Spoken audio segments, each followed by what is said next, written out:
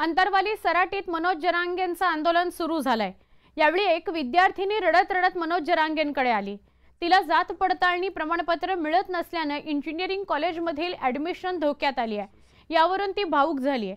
तिच्या डोळ्यातील अश्रू पाहून आंदोलनस्थळी मनोज जरांगे सुद्धा भावुक झाले। इंजिनिअरिंग कॉलेजमध्ये ॲडमिशनसाठी तिला EWS प्रवर्गातून जात पडताळणी प्रमाणपत्राची आवश्यकता आहे। मात्र काही तांत्रिक समस्यांमुळे तिला प्रमाणपत्र मिळण्यात अडचणी येत आहेत।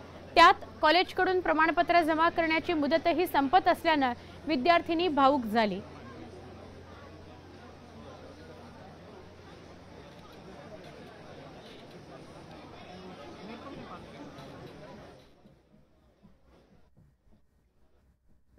आम्ही करायचं काय? आमचे आई पप्पा 1 लाख रुपये फीस देऊ शकत नाहीत। आम्ही मार्क्स मिळवलेत शिक्षणासाठी, मग सरकारने असा निर्णय का घेतलाय?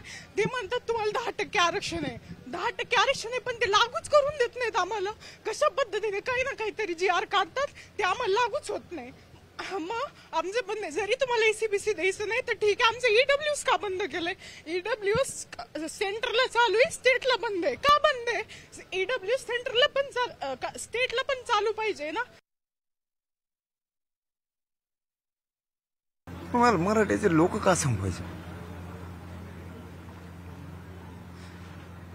मला त्याचं कारण कळन का? मराठीचे लोक तुम्हाला का संपवायचे? तुम्हाला मराठीचे लेकर का संपवायचे? मला जरा हेच उत्तर पाहिजे सरकारकडून। आता तुम्ही जात म्हणून किंवा त्या गरीबाचे लेकर म्हणून काम करणार नसाल, तुम्ही नुसतं सत्ता आणि राजकारण म्हणूनच काम करणार आहेत का? मला एक कळत नाही, पक्षातले मराठी सुद्धा पक्षाच्या नेत्याला का बोलतात तुमचे लेकर आत्महत्या करायला लागले, त्यांना ऍडमिशन मिळालं, त्यांना नोकऱ्या मिळाल्या, त्याच्या बाजून का वळी नव्हतं? मराठ्यांना काय झालंय?